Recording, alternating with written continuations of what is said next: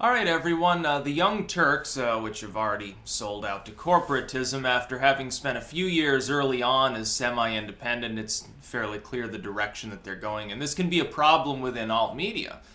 Once you get enough corporate sponsorship deals or a big enough salary or enough allies within the corporate industry of the media, you can get sucked in, which is why I've told people not a good time to be doing those things. You're going to, short term, you make a lot more money probably.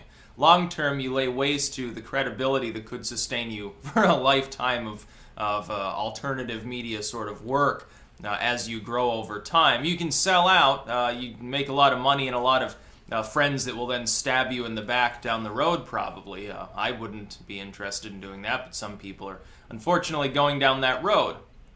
Thankfully, it looks like the missing link media is much more prone to it than the true alt media, people that are primarily YouTubers or something. They do blogs. But they're hiring Dan Rather. Yeah, as if we needed any more evidence that they weren't like the young, cool kid progressive outlet that maybe they're casting themselves as being. Now, keeping in mind, of course, their parent company that does all their funding is a multinational, in bed with, the true legacy media. So there's only semi-independence anyway from the Young Turks. Keeping in mind, of course, Cenk's own problems from years and years ago, which, he managed to get over them because people compared him to Trump, I guess.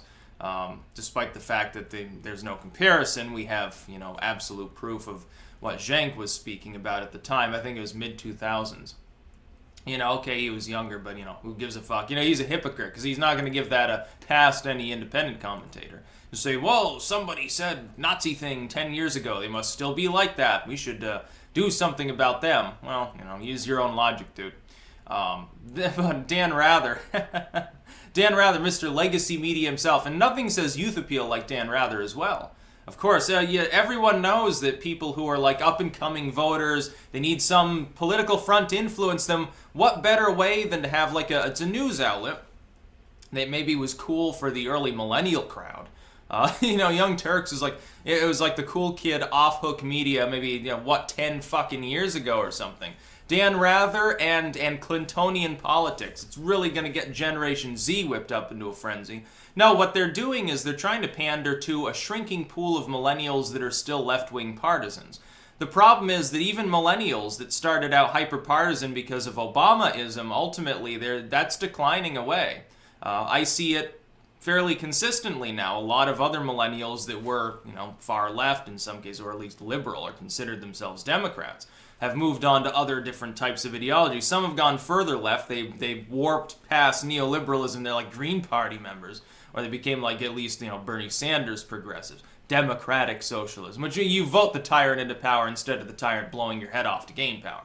That's what democratic socialism is.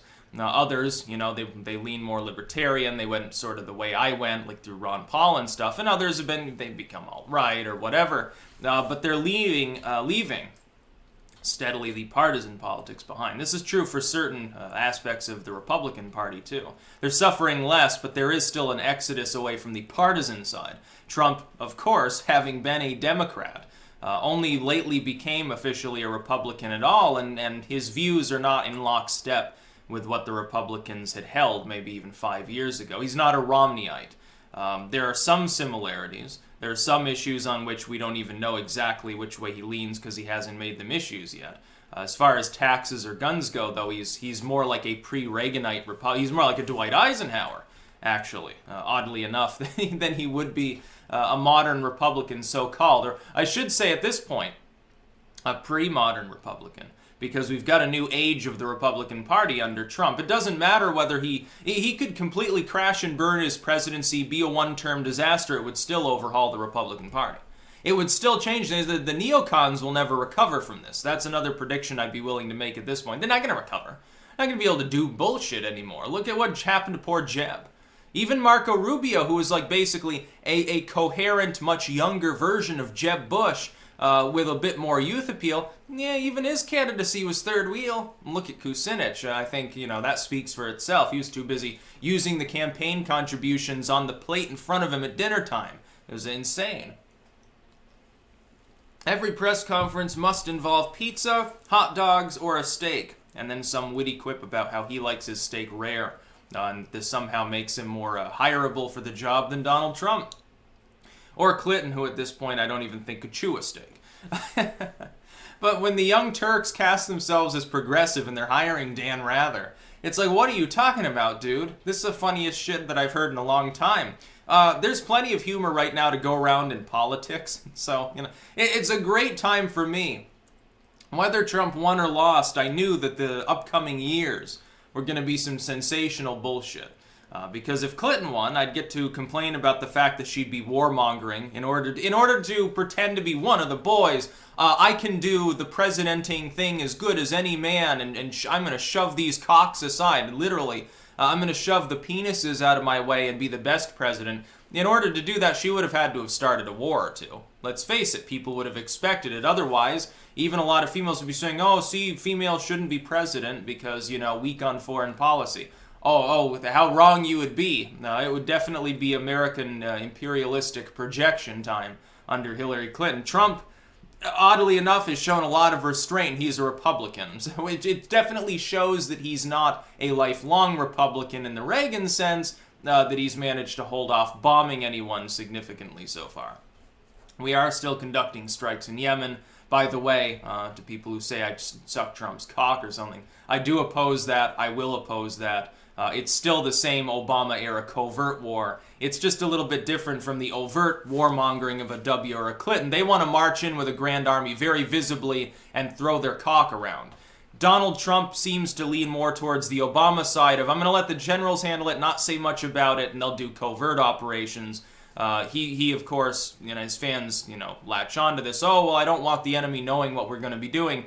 It is the same as what Obama did. It's just that Obama, of course, a few days beforehand would tell everyone about the operation so that his friends, the ones that were giving weapons and money to back then, would get out of the way so that other groups would be bombed. And it was, it was slimy. And it was also a waste of time and money and fucked up a lot of nations. And that's the Clintonian policy, too. I think Clinton was... And one reason she didn't like Obama as much might be the fact that he wasn't willing to march the troops in.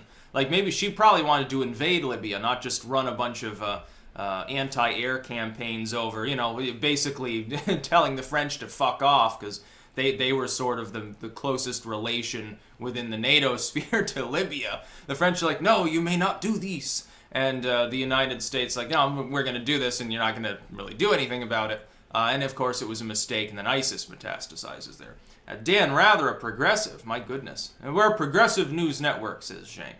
No, you're not. You spent the entire campaign talking about how great Clinton was.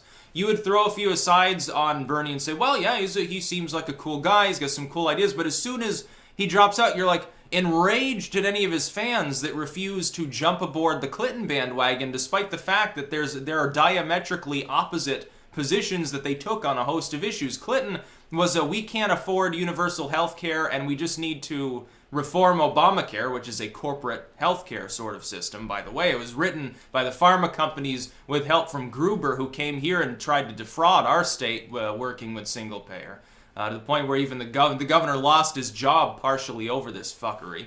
And Bernie, meanwhile, is like, no, we need universal healthcare. Now, of course, I would agree with the neoliberals. We can't pay for it under our current interventionist system. There are ways to do that, but you'd have to get rid of other sacred cow programs that you've been robbing people blind of their tax money for a while. Now, I think there are better things we could do myself, but, at least on that, I would agree, oddly enough, with like a Clinton. In fact, I would go further than that. I would say privatize the healthcare industry. Get rid of the pharma monopolies and have more generic drugs and competition, and you don't have the high prices so much that you need to worry about. People in the middle class would no longer need insurance. They'd be able to pay out of pocket comfortably for any care they're likely to receive in their lifetime. You'd have something for the elderly and for people under 18 or under a parent's plan or whatever. That's fine. That's totally separate. It could have been accomplished along with pre-existing conditions on a 3-page bill. But bringing in Dan Rather, the Young Turks are quite clearly siding with the Clintonian aspect of the liberal movement, not the Sanders progressives. Also probably a mistake, because as the neoliberals crash and burn, look, the FISA memo alone, if released, could crash and burn the neoliberals and DNC. We're not sure what's in it, but there's even odds says that it completely messes up their midterm chances.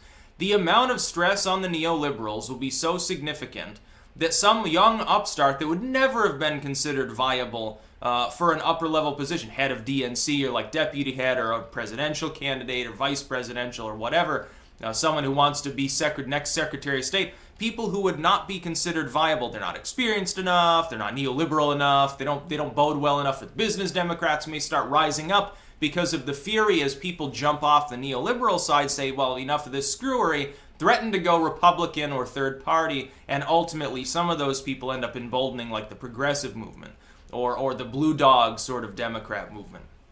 You could see a resurgent moralist sort of conservative movement within the Democratic Party. You could. It's possible to see. There are a few dying embers left that can, you can fan those back up, put a little tinder on them, and you'll have a nice little fire going.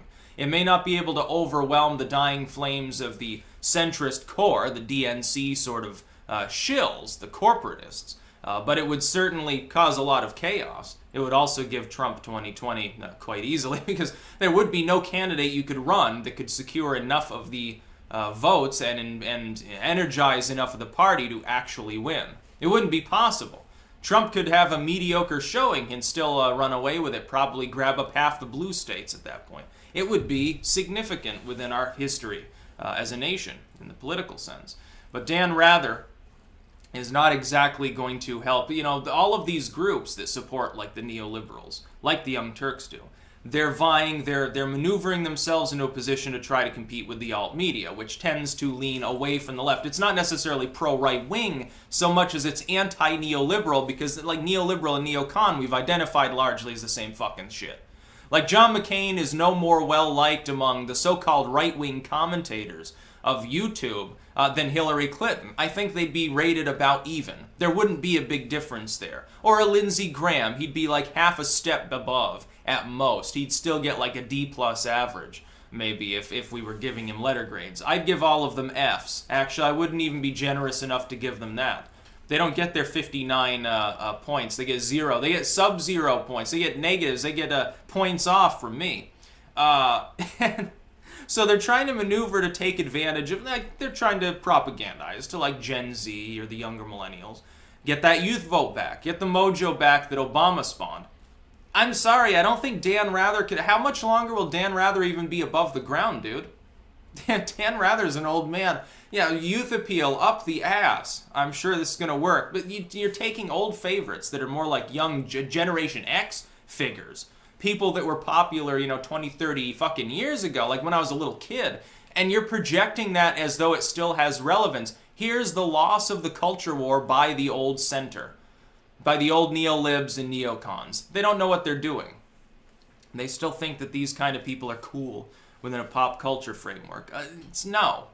If you want to talk about people on the left that are considered cool by a lot of the young, it's like Bernie Sanders, who's not a Democrat, who's not going to run again, and who is not viable within the DNC to any great degree. You had to throw away Ellison into the deputy position because he kept urging you to put him in his head instead of Perez there. And then what does he do? Whips out an Antifa handbook and takes a selfie with it, thinking that that's a really great campaign strategy too.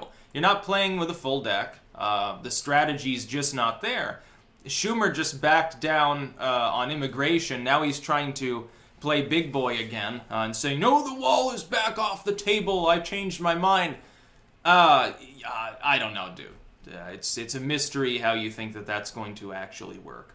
That's about all. Peace out.